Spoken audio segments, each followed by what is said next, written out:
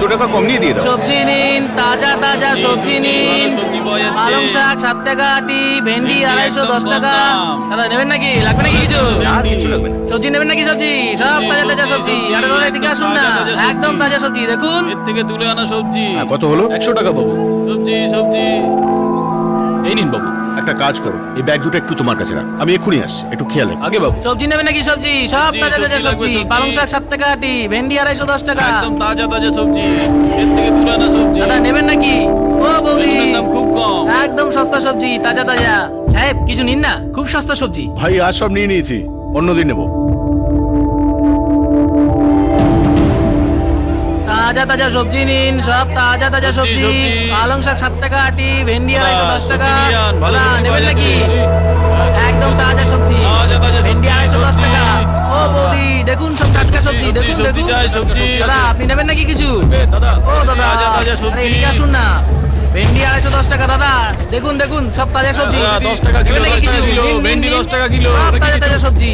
এই এদিকে যান আসুন দাদা। বৌদি, এ দেখুন মাল দেখুন। কালকে পাবেন না। নেবেন নাকি কিছু? ও বৌদি একদম তাজা তাজা সবজি। দাদা এই আপনি ভাই, নেবেন নাকি কিছু? বেগুন, জলের দাম তুমি এটা কাউকে আমার গাড়ির কমছে। দরজা খুলতে দেখেছো? না সাহেব, আমি তো দেখিনি কাউকে। তাহলে কি হাওয়ায় উড়ে গেল আমার ওয়ালেটটা? এই শোনো, হ্যাঁ তুমি কাউকে আমার গাড়ি আশেপাশে ঘোরাঘুরি করতে দেখেছো? গাড়ির ভিতর থেকে আমার ওয়ালেটটা চুরি হয়ে গেছে। দেখিনি স্যার।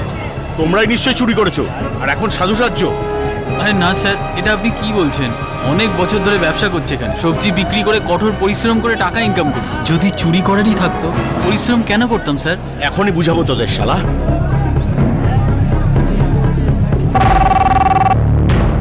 নমস্কার, অমর কলোনি থানা। আমি জেসিও শর্মা বলছি, ওখলা বাজার থেকে।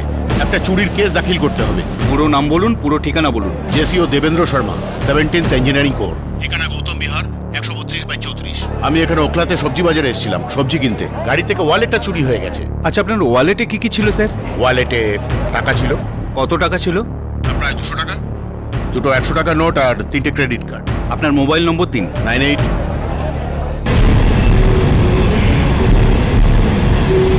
স্যার, পরের কলটা ছিল ওখলা বাজার থেকে। একজন আর্মি অফিসারের মানিব্যাগ গাড়ি থেকে চুরি হয়ে গেছিল। গাড়ি থেকে মানি ব্যাগ উধাও হয়ে গেছে, তাও একজন আর্মি অফিসারের। অদ্ভুত ব্যাপার। কিন্তু কল যখন এসেছে আর কেস দাখিলও করা হয়েছে, তখন অ্যাকশন তো নিতেই হবে। একবার যখন পুলিশের রেজিস্ট্রারে অভিযোগ দাখিল করা হয়, সেই বিষয়ে তদন্ত করা পুলিশের ডিউটির মধ্যে পড়ে।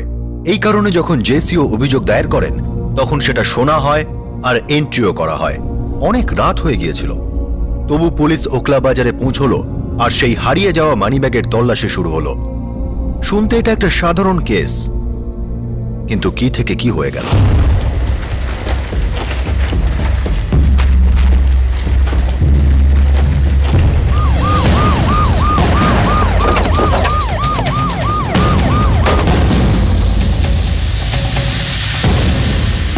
আজ সন্ধ্যায় কোনো মানি ব্যাগ চুরি হয়েছে এখান থেকে? হ্যাঁ স্যার, একটা লোক খুব ঝামেলা করছিল, ওনার গাড়ি থেকে নাকি মানি ব্যাগ চুরি হয়ে গেছে। গাড়িটা কোথায় ছিল? স্যার ওই সামনেই দাঁড়িয়েছিল। Ghanshyam, yes sir. সব সবজিওয়ালাকে এখানে নিয়ে এসো। হ্যাঁ। সবার তল্লাশি নাও, কেউ যেন বাদ না পড়ে।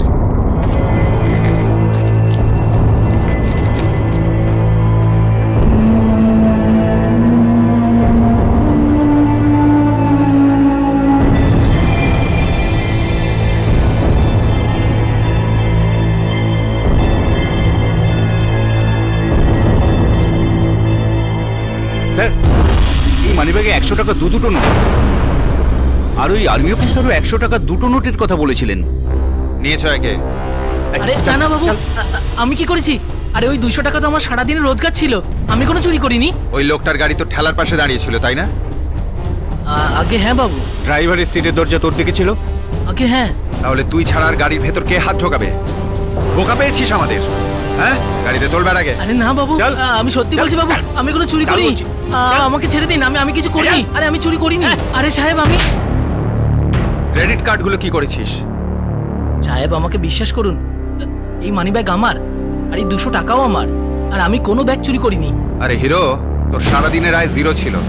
হ্যাঁ, টাকা ভর্তি ব্যাগ দেখলি আর সাফ করে দিলি? খুদা কাসম বাবু, আমার সবজি বিক্রি হয়েছিল, এই 200 টাকা আমার সারাদিনের রোজগার। তুই বলতে চাইছিস দু একজন ক্রেতা তোর সব সবজি কিনে নিল, হ্যাঁ, আর তোকে এই দুটো 100 টাকা চকচকে নোট দিল? কোনো ছেঁড়া ফাটা নোংরা 10 কোটি টাকার নোট নয়, শুধু এই চকচকে 100 টাকার নোট। বাবু এ দুটো তো রয়ে গেছে, এতে আরো 85 টাকা ছিল। সেগুলো কোথায়? তার মধ্যে থেকে 50 টাকা আমি ঠেলার মালিককে দিয়েছি, 2 টাকার খাবার খেয়েছি, আর আর হ্যাঁ ওই 15 টাকা বাজারের হাবিলদারকে ঘুষ দিয়েছি। আবার মিথ্যে বলছিস? হাবিলদারকে ঘুষ দিয়েছিস তুই? আমির কাসাম বাবু, ব্যবসা হোক বা না হোক, প্রত্যেকদিন আমি হাবিলদারকে ঘুষ দিই। আর একটা ফালতু কথা বললে না, তোর সব সবজি একসাথে তোকে ডান্ডা মেরে গেলাবো আমি। শালা পুলিশের বদনাম করছিস তুই, হ্যাঁ? শালা বাজারের পোকা। ঘনশ্যাম, হ্যাঁ স্যার। এফআইআর তৈরি করো। 379 চুরি আর 411 অন্যের কোনো জিনিসকে অসৎ উদ্দেশ্যে নিজের কাছে রেখে দেওয়া। কোর্টে পেশ করো। পোকার মতো পিষবে যখন, তখন সত্যিটা বলবে। নিয়ে যাও ওকে। আরে সাহেব আমি সত্যি বলছি, আমি কোনো চুরি করিনি সাহেব, বিশ্বাস করুন।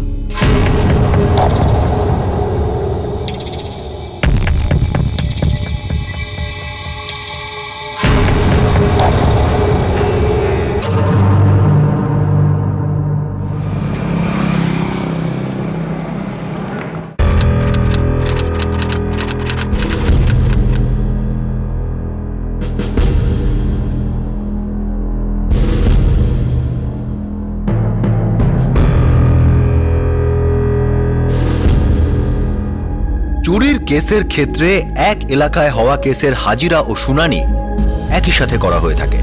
উপস্থিত জজ সাহেব সমস্ত কেস রুটিন হইতে পড়ে নেন। অনেক সময় অপরাধীর দিকে তাকানোরও সময় থাকে না। মুদাসসিরের কেসে এফআইআর ফাইল করা হয়েছিল।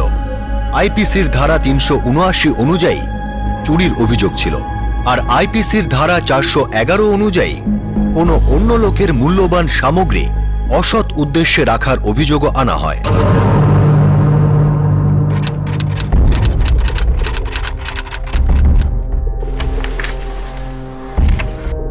এই মুদাসসিরের ঘটনা কাল ঘটেছে? Yes sir. সন্ধে 5:30 নাগাদ আমাদের কাছে অভিযোগকারীর ফোন আসে, আর 10:30টায় আমরা অভিযুক্তকে ধরে ফেলি। বড় সাহেব আমি হাত জোর করছি, আমাকে কিছু বলার তো সুযোগ দিন। আমি যখন ওই চুরি বলতে দেওয়া হবে তখনই বলো, আর শুধু তখনই কথা বলো, ততক্ষণ চুপচাপ দাঁড়িয়ে থাকো। স্যার এই কেসে আমরা চার্জশিট ফাইল করতে চাই। করুন, আর ততদিন একে জুডিশিয়াল কাস্টাডিতে নিয়ে নিন। পরে কেস কোনটা?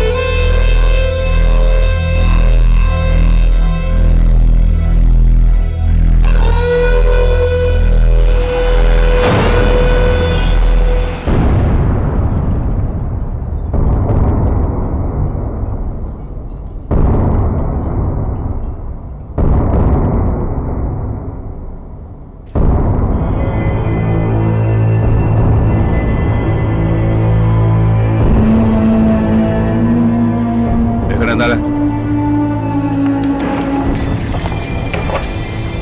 এই চল।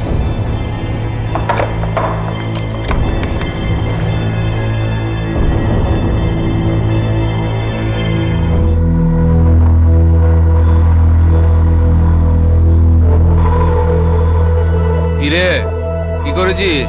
কিছু না দাদা, এরা আমার বিরুদ্ধে ভুল অভিযোগ তুলছে, বলে নাকি আমি চুরি করেছি। আল্লাহ কাসম আমি আজ পর্যন্ত চুরি করিনি দাদা। আরে তুই যখন এখান থেকে বেরোবি না, চুরি কি রে কখন খুন করে ফেলবি নিজেই জানতে পারবি না। আরে এমনিতেই তুই সরকারি অতিথি, আনন্দে থাক।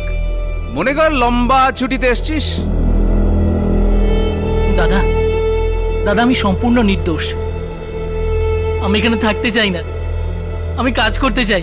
বাড়িতে টাকা পাঠাতে হবে প্রত্যেক মাসে মাসে। ওখানে আমার আম্মি আব্বু আমার ভাই বোন রয়েছে।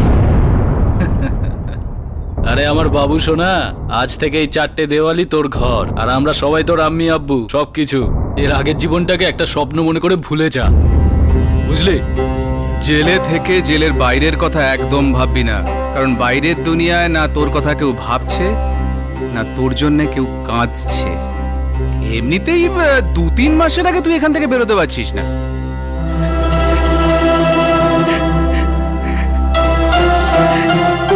আজকে রাতে তোকে ছেড়ে দিলাম, নে চোখের জলের ট্যাঙ্কিটা খালি করে দে, কারণ জেলের প্রথম রাতটা এরকমই কাটে।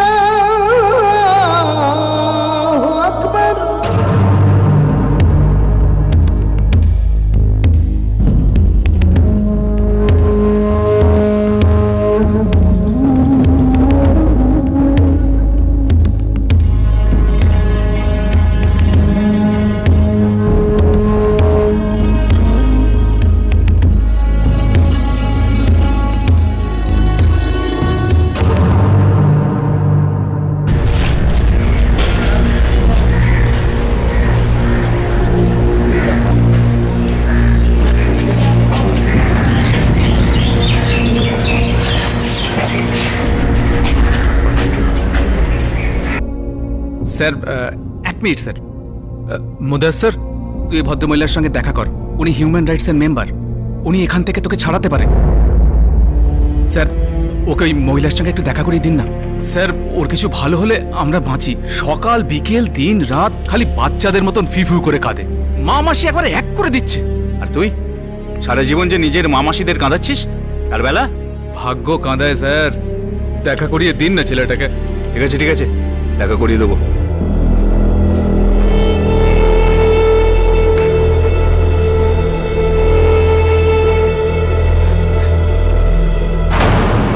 সিস্টার, আমি খুদার কসম খেয়ে বলছি, আমি চুরি করিনি। ধৈর্য ধরো মুদাস্সার, আমার কিছু প্রশ্নের উত্তর দেবে? আপনি যা জানতে চান জিজ্ঞাসা করুন। কোথায় বাড়ি তোমার? বেড়াইছি ইউপি থেকে। কে কে আছেন ওখানে? আমার আম্মি আব্বু, ছোট ছোট ভাই বোন আছে আমার, আমি সবার থেকে বড়। দিল্লিতে কেউ আছে তোমার? আগে না। এখানে কিভাবে এলে? টাকা কামানোর জন্য সিস্টার। এখানে এসেছি 4 বছর হয়ে গেল। আমার বয়স মাত্র 15 বছর ছিল। বাড়িতে খুব অভাব ছিল, খুব খারাপ অবস্থা ছিল আমাদের।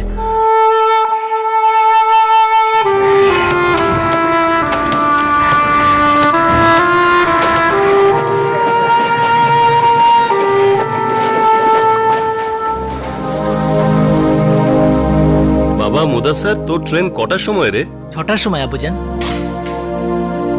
কিন্তু বাবা, ওখানে একা তুই কি করবি? কিছু টাকা আয় করবো আমি। এই ভাইরাজ থেকে তো বেশি পাবো দিল্লিতে। কিন্তু দিল্লিতে কে তোকে চাকরি দেবে? কেউ না কেউ তো নিশ্চয়ই দেবে। আমি এত বড় শহর ওই দিল্লি। এত বড় শহরে গিয়ে বিপথে চলে যেও না বাবা, আমাদের যেন ভুলে যেও না। এবার তোমরাই খারাপ দিন ভুলে যাবে আব্বুজান। আমি খুব তাড়াতাড়ি টাকা রোজগার করে দিল্লি থেকে পাঠাতে শুরু করব। তুমি শুধু আকবর আর নাজমার পড়া অবশ্যই চালিয়ে যেও, ওদের স্কুল ছাড়িয়ে দিও না। যে কোনো পরিস্থিতিতে এরা দুজন তো বড় অফিসার হবে। কিন্তু বাবা, তোকে ছাড়া এখানে কি করে থাকবো? তোর জন্য মন কেমন করবে, খুব কষ্ট হবে। আমি জান, আমি তো কষ্ট দূর করবার জন্যই ওখানে যাচ্ছি। আর কষ্ট তো আমারও হবে, একটু সহ্য করে নেব। ইনশাল্লাহ আগামী দিন খুব ভালো হবে।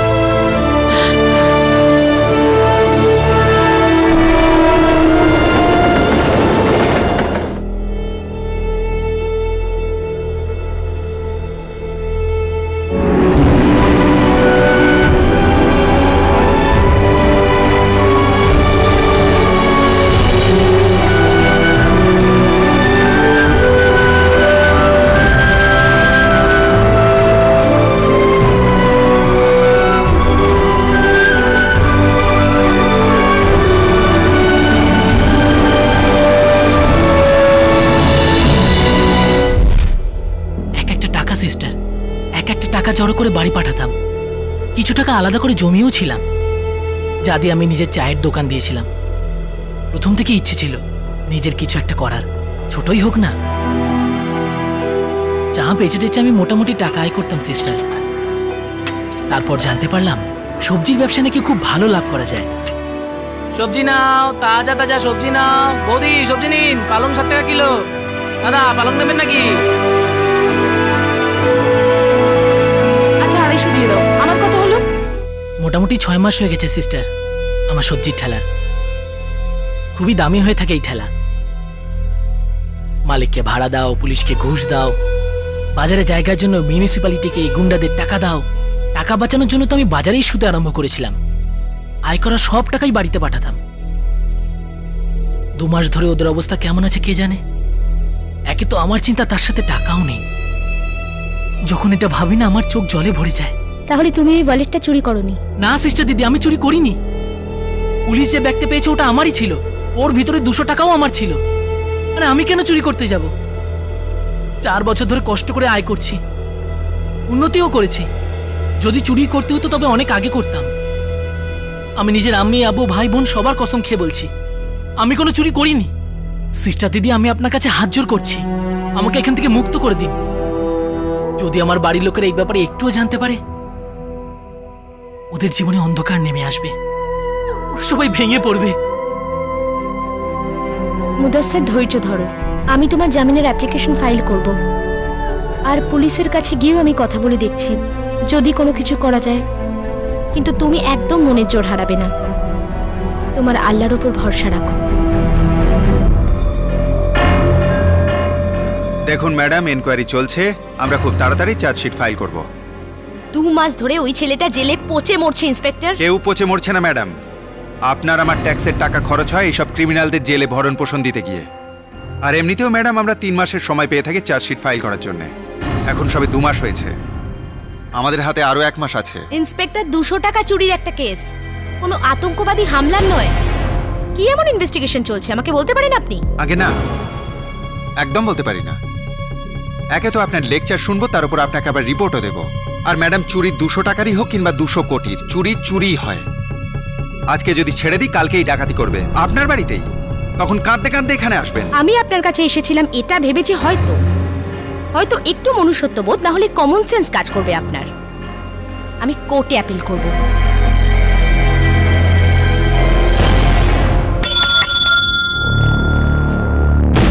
Yes sir. ঘনশ্যাম, ওই বাজারের চুরির কেসের ফাইলটা নিয়ে এসো এখানে। আর ওই অভিযোগকারী ফৌজি, ওনার স্টেটমেন্ট নাও, আর তারপর বাজারের সবার স্টেটমেন্ট নিয়ে এসো। সিস্টার তো কোর্টে যাওয়ার কথা বলছিলেন। প্রায় 2 মাস পরে মুদাস্সারের কেসের ট্রায়াল শুরু হলো। হিউম্যান রাইটস এবং ল নেটওয়ার্কের লিগ্যাল অ্যাডভাইজার সিস্টার অঞ্জলি মুদাস্সারের জন্য বেইল অ্যাপ্লিকেশন ফাইল করেন।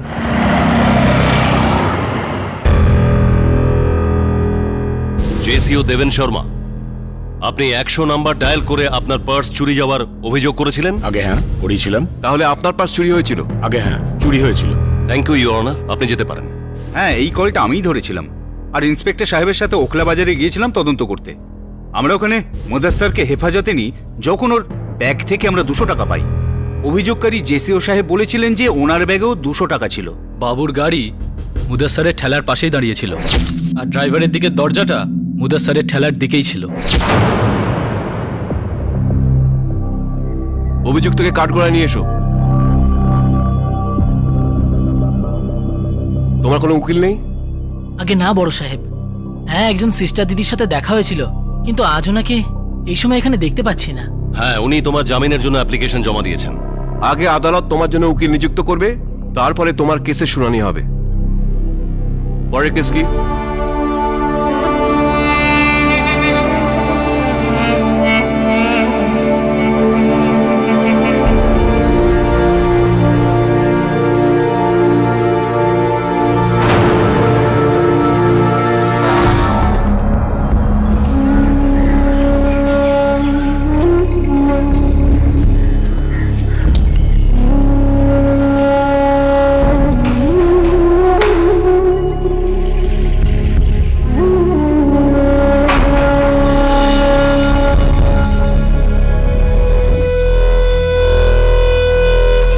কি হলো মুদাস্সার? ওই আদালত আগে আমাকে উকিল দেবে, আর তারপরে শুনানি শুরু হবে। একেতে শুরু হতে দেরি হয়, তারপর একবার শুনানি শুরু হলে শেষ হওয়ারই নাম নেয় না। আর এর মধ্যে জীবনের মতন তুচ্ছ জিনিসটা বয়ে যেতেই থাকে।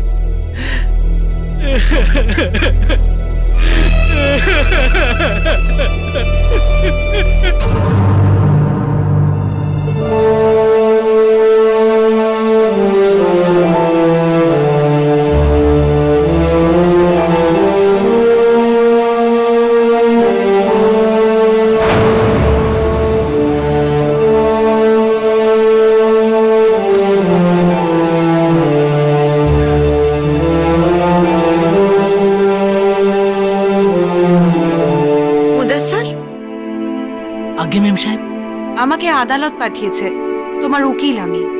তাহলে আমি কি আজ বাড়ি ফিরতে পারবো মেম সাহেব? তোমার বেল অ্যাপ্লিকেশন আমি আজই করব, কিন্তু তার আগে তুমি এটা বলো তোমার সিদ্ধান্ত কি? আমার সিদ্ধান্ত? আমি ঠিক বুঝতে পারলাম না মেম সাহেব। মুদাস্সার, তুমি কি তোমার চুরি স্বীকার করবে? এমনটা কি করে সম্ভব? কিছু না করে স্বীকার কেন করতে যাব? দেখো, আমার কাজ ছিল জিজ্ঞেস করা। ঠিক আছে, তুমি নন গিলটি প্লিড করবে, আর তোমাকে ট্রায়াল ফেস করতে হবে। এটা আবার কি জিনিস মেম সাহেব? মামলা মুদাস্সার, সিনেমায় দেখেছো নিশ্চয়ই। সরকারি উকিল এটা প্রমাণ করার চেষ্টা করবে যে তুমি চুরি করেছো, আর আমি এটা প্রমাণ করার চেষ্টা করব যে তুমি চুরি করোনি।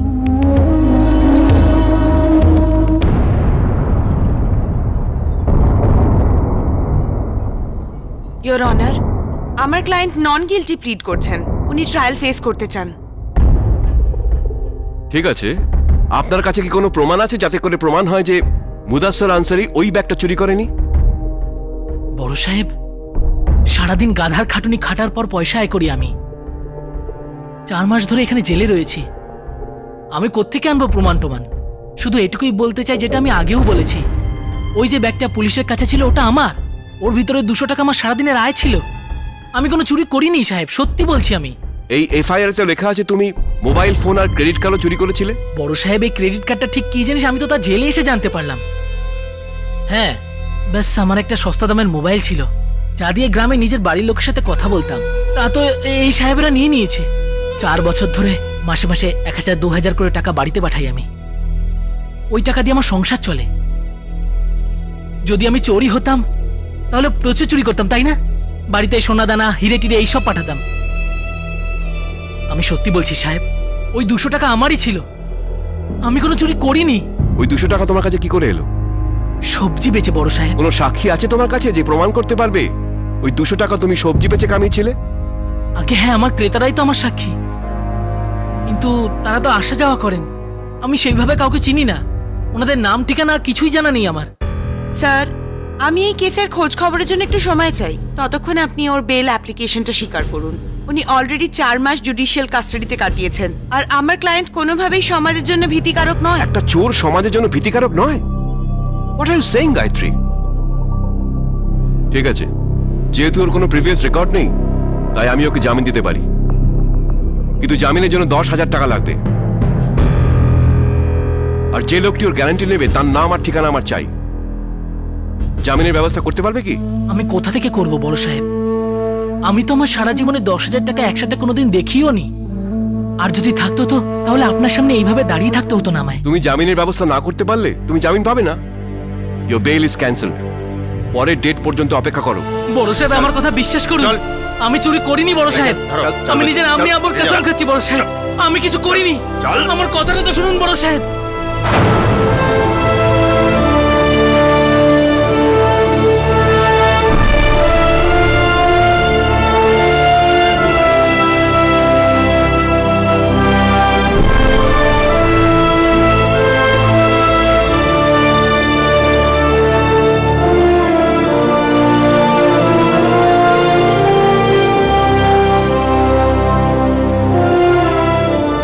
সতেরোই আগস্ট 2010 সালে এই 200 টাকার চুরির কেস শুরু হয়। এই টাকাটা এত কম, অভিযোগ এত ছোট ছিল, গোটা কেস এত ছোট ছিল যে এর শুনানির বা এর ফয়সালা করার কারোরই কোনো তাড়া ছিল না। ব্যাস, শুধু 19 বছরের মুদাসসার জেলে পচে মরছিল। পুরো 6 মাস কেটে গেল, আর তারপর এলো ফেব্রুয়ারি 2011-র শুনানির দিন।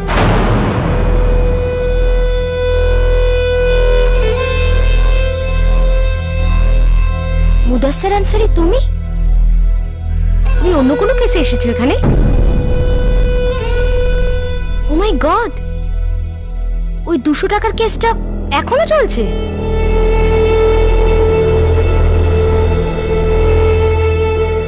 ট্রায়াল চলছে, কিন্তু বেল বন্ডের 10,000 টাকা মুদাসসার দিতে পারেনি, সো নো বেল। এটা তো অন্যায় গায়ত্রী। ওই গরিব ছেলেটা 10,000 টাকা কোথা থেকে পাবে, আর তাও মাত্র 200 টাকা চুরির কেসের জন্য? এটা জাজের অর্ডার, এটাতে আমি কি করতে পারি? আপনি একটা ফেভার করবেন আমার উপর। কি ফেভার সিস্টার অঞ্জলি? এই কেসটা আমাকে দিয়ে দিন। ঠিক আছে, যদি তুমি ওকে হেল্প করতে পারো তাহলে আমার কিসে অসুবিধে?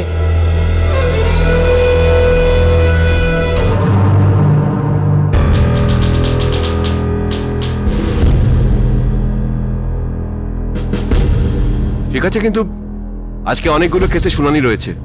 মুদাসসার আনসারি কেসের শুনানি আগামী সপ্তাহে সোমবারে হবে।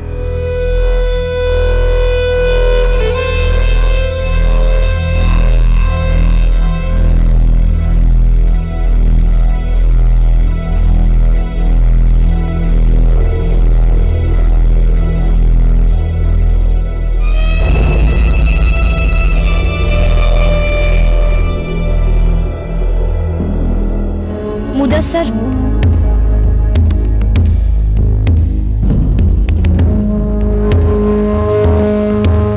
মুদাসসার, আমি তোমাকে এখান থেকে বাইরে বের করব খুব তাড়াতাড়ি। তুমি শুধু হ্যাঁ সিস্টার, আমি শান্তি বজায় রাখবো। হাল ছেড়ে দেবো না, খুদার উপর ভরসা রাখবো।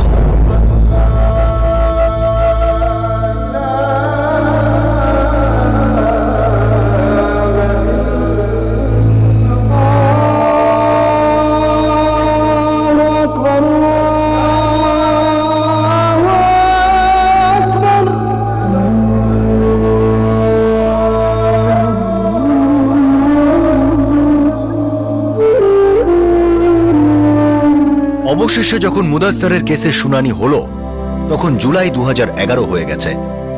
200 টাকার এই চুরির কেসের প্রায় 1 বছর পর শুনানি হচ্ছিল, কিন্তু এই শুনানির আগেই একটা দুঃখজনক ঘটনা ঘটে যায়।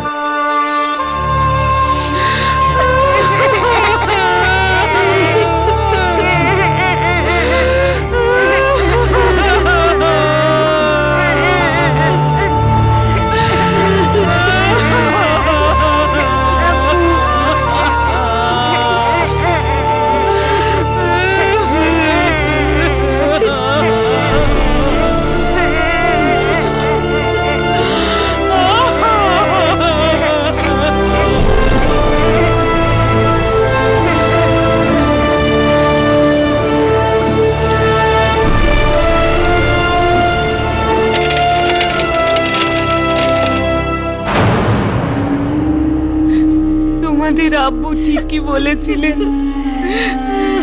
তোমাদের মুদাস্সার ভাই হারিয়ে গেছে দিল্লিতে, ভুলে গেছে আমাদের। তোমাদের আব্বু মারা গেল, তবুও একবারও আসলো না। কখনো ভাবিনি কি আমাদের মুদাস্সার এত স্বার্থপর হয়ে যাবে। খালা, মুদাস্সারের ব্যাপারে এরকম কোনো কথা বলো না। নিশ্চয়ই কোনো বিপদে পড়েছে, হয়তো কোনো বড় বিপদের মোকাবিলা করছো। পুরো 1 বছর মাজার, 1 বছর ধরে 1 টাকাও পাঠায়নি। আরে টাকা তো দূরের কথা, কোনো চিঠি নেই, কোনো খবর নেই।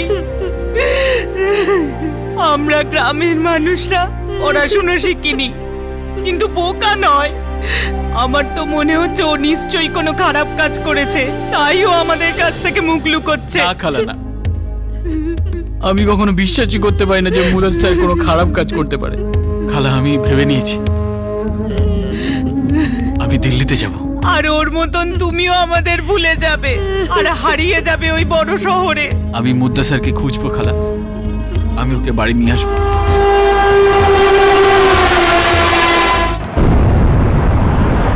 স্যার, একবার চেক করে নিন। আমি প্রথমে গিয়েছিলাম ওকলা সবজি মার্কেটে, সেখানে জানতে পারলাম যে মুদাস্সারের উপরে কোনো কেস চলছে। তারপরে গেলাম অমর কলোনি পুলিশ থানায়, ওখানে একজন স্যার বলল যে এখানে এই জেলে আছে ও। স্যার, একজন মুদাস্সার আনসারি আছে ব্যারিকেল নাম্বার 7-এ। স্যার, আমায় একবার দেখা করতে দিন না, আমার মন বলছে এটা ওই।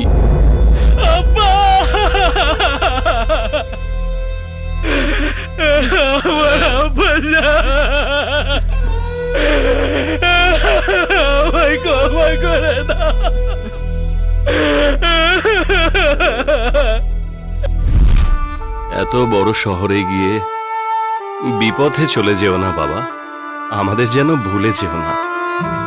আব্বুজান, এবার তোমরাই খারাপ দিন ভুলে যাবে আব্বুজান। আমি খুব তাড়াতাড়ি টাকা রোজগার করে দিল্লি থেকে পাঠাতে শুরু করব। যখন থেকে তুই টাকা পাঠানো বন্ধ করলি, ওনাদের অবস্থা খারাপ থেকে আরো খারাপ হয়ে গেল। খাওয়া দাওয়া ঠিক করে হচ্ছিল না। আমি যতটা পেরেছি ততটা করেছি, কিন্তু তুই তো জানিস আমিও ডুবন্ত নৌকার যাত্রী। আব্বা কি করে মারা গেলেন? অসুস্থ ছিলেন, ঠিক মতো ওষুধ খেতে দেন, কখনো বলতেন না আমার কাছে পয়সা নেই, সবসময় বলতেন আমি ঠিক আছি, তোর পথ চেয়ে বসে থাকতেন।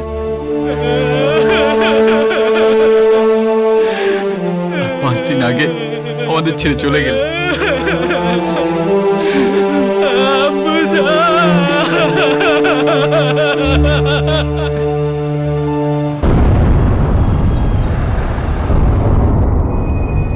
স্যার, এই ছেলেটার জামিনের মূল্য 10,000 টাকা ধার্য করা হয়েছে।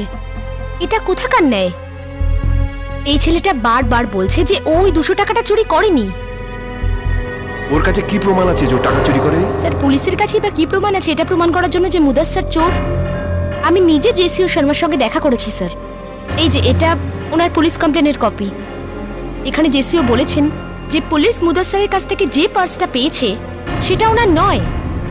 দ্বিতীয় কথা যেটা সব থেকে বেশি ইম্পর্টেন্ট স্যার, পুলিশ মুদাস্সারের কাছ থেকে দুটো 100 টাকার নোট পেয়েছে। সো হোয়াটস স্যার, এটা কি পৃথিবীর শেষ দুটো 100 টাকার নোট যেটা অন্য কারোর কাছে থাকতে পারে না? কি প্রমাণ আছে যে জেসিও চুরি যাওয়া নোট ওইগুলোই যেগুলো এই ছেলেটার কাছ থেকে পাওয়া গেছে? নোটসের নাম্বারটা কি সেম নাকি ফিঙ্গারপ্রিন্টস কি? যাই হোক, তার থেকে তো এটা প্রমাণ হয় না যে 200 টাকা ওই ছেলেটির। স্যার আইন অনুযায়ী আদালতের এটা প্রমাণ করার কথা যে মুদাস্সার অপরাধী, কিন্তু এখানে তো মুদাস্সার নিজেই নিজেকে নিরাপরাধ প্রমাণ করার চেষ্টা করছে। স্যার দয়া করুন এই ছেলেটার ওপর। ও খুব পরিশ্রমী একটা ছেলে যে অনেক কষ্ট করে নিজের সবজির ব্যবসাটা শুরু করেছিল। ও ওর ফ্যামিলির মধ্যে একমাত্র মানুষ যে রোজগার করে। এই পুরো ঘটনাটা ওকে মেন্টালি ভীষণ উইক করে দিয়েছে স্যার। এর মাঝে ও নিজের বাবাকেও হারিয়ে ফেলেছে স্যার। ওর ফ্যামিলি উত্তরপ্রদেশের বেয়রাজ গ্রামে খুব কষ্টের সঙ্গে দিন কাটাচ্ছে। আমার অনুরোধ আপনার কাছে স্যার, উইদাউট এনি ডিলে এই ছেলেটাকে প্লিজ ছেড়ে দিন। মুদাস্সার আনসারি, তুমি কি এখনো এই 200 টাকা চুরির অভিযোগকে অস্বীকার করো? না বড় সাহেব, আমি নিজের দোষ স্বীকার করছি। ওই ব্যাগটা আমিই চুরি করেছিলাম, আর এই 200 টাকাও আমিই চুরি করেছিলাম। যবে থেকে এই কেসের শুনানি শুরু হয়েছে তোমাকে কোনোভাবে ভয় দেখানো হয়েছে কি? মারধর করা হয়েছে? তুমি এতদিন এই দোষটা স্বীকার করছিলে না, আজ স্বীকার করছে কেন? আগে না সাহেব, আমার সাথে কেউ জোরাজোরি করেনি। না কেউ আমাকে হুমকি দিয়েছে, না আমাকে মেরেছে। ব্যাস আমি তো শুধু নিজের ভুলটা বুঝতে পেরেছি। আমি আপনাকে মিথ্যে বলেছিলাম। আমি সত্যিই চুরি করেছিলাম সাহেব। তুমি কি এটা জানো যে যদি তুমি নিজের দোষ স্বীকার করে নাও তো এই অপরাধের জন্য তোমাকে দোষী করা হবে, শাস্তি দেওয়া হবে? আপনি যা শাস্তি দেবেন আমি মাথা পেতে নেব বড় সাহেব। আমাকে ক্ষমা করে দিন আর আমাকে শাস্তি দিন, যাতে আমি নিজের শাস্তি ভোগ করে আমি আমার আম্মি আর ভাই বোনেদের কাছে যেতে পারি। ওদের আমাকে প্রয়োজন আছে সাহেব। আপনি আমাকে শাস্তি দিন সাহেব। অভিযুক্ত নিজের দোষ স্বীকার করেছে। আইপিসি ধারা অনুযায়ী মুদাস্সার আনসারের এই অপরাধের জন্য 3 মাসের সাজা হওয়া উচিত, কিন্তু যেহেতু ও আন্ডার ট্রায়ালের আগে 11 মাস জেলে কাটিয়েছে, এই আদালত হুকুম দিচ্ছে ওকে এক্ষুনি মুক্ত করে দেওয়া হোক।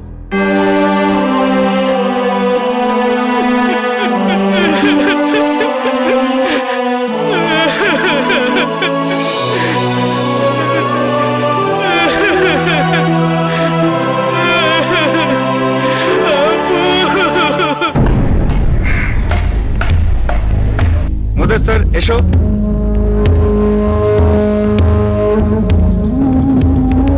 শোন মুদাস্সার, এদিকে আয়। তুই দোষ স্বীকার করেছিস। আজকের পর এই এলাকায় আর আসিস না, না হলে চুরি যেই করুক না কেন সবার আগে তোকেই পুলিশ ধরবে।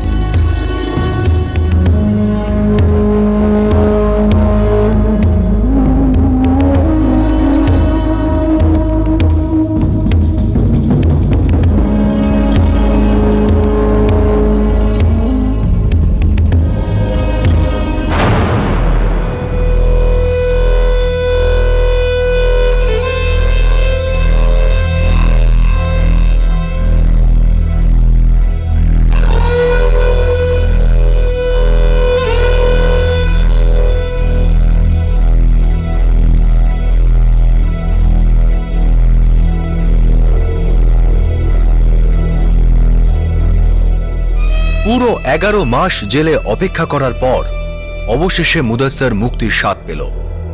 কিন্তু এই স্বাধীনতা পাবার জন্য তাকে অনেক বড় মাসুল দিতে হয়। মুদাস্সারকে শেষ পর্যন্ত 200 টাকা চুরির অভিযোগটি স্বীকার করে নিতে হয়। এরই মধ্যে তার বাবা মারা যায়। জেল থেকে বেরিয়ে মুদাস্সার নিজের বন্ধুর সঙ্গে নিজের গ্রামের বাড়িতে যায়। হিউম্যান রাইটস এবং ল নেটওয়ার্কের লিগ্যাল অ্যাডভাইজার মুদাস্সারের পক্ষ থেকে মানহানির কেস ফাইল করতে চেয়েছিলেন, কিন্তু মুদাস্সারের সঙ্গে কোনো যোগাযোগ করা যায়নি। হিউম্যান রাইটস এবং ল নেটওয়ার্কের তথ্য থেকে জানা যাচ্ছে যে সারা দেশে হাজার হাজার আন্ডার ট্রায়াল জেলে পচে পচে মরে, কারণ তারা আইনের দিক থেকে কোনো সাহায্য পায় না। 200 টাকা চুরির কেসে জামিনের মূল্য 10,000 টাকা। একদিকে লোকেরা কোটি টাকা লুট করে চুপচাপ বসে থাকে, কোটি টাকা স্ক্যামের পরেও পুরি বাজিয়ে জামিন পেয়ে যায়, আর এখানে মাত্র 200 টাকা চুরির দায়ে একটা 19 বছরের ছেলে নিজের যৌবনের 11টা মাস জেলের অন্ধকার কুঠুরিতে কাটিয়ে দেয়, তাও এমন এক অপরাধের জন্য যা কখনো প্রমাণিত হয়নি। সেই ছেলেটি স্বীকার করে নিয়েছিল যাতে সে নিষ্কৃতি পেতে পারে। এই কেসে আসলে দোষীকে ওই লোকটা যার ব্যাগ চুরি হয়েছিল? আজ্ঞে না, উনি নিজের জায়গায় একদম ঠিক। তাহলে কি পুলিশ দোষী যারা ওই অভিযোগটা তদন্ত করছিলেন? আজ্ঞে না, ওনারা তো ডিউটি করছিলেন। তাহলে কি আমাদের আদালত দোষী? না, বছরের পর বছর আদালত এভাবেই চলছে। তাহলে কি আইন দোষী? কি করে হতে পারে? চুরি তো চুরিই হয়, অবশেষে ওই জাজ কি দোষী? না, উনি তো শুধু আইনি পরম্পরাকে এগিয়ে নিয়ে যাচ্ছিলেন। একটি 19 বছরের পরিশ্রমী যুবকের জীবনের 11টা মাস জেলে কাটল। এতে কারো দোষ নেই, কারো কোনো শাস্তি হওয়া উচিত নয়, কারো কোনো দায়ভার নেই। অবশেষে 11 মাস পরেই হোক, বাধ্য হয়েই হোক, সেই ছেলেটা নিজের দোষ তো স্বীকার করেছিল। আমার ভারত মহান। For more updates, subscribe to our channel, click the show links and enjoy watching the videos.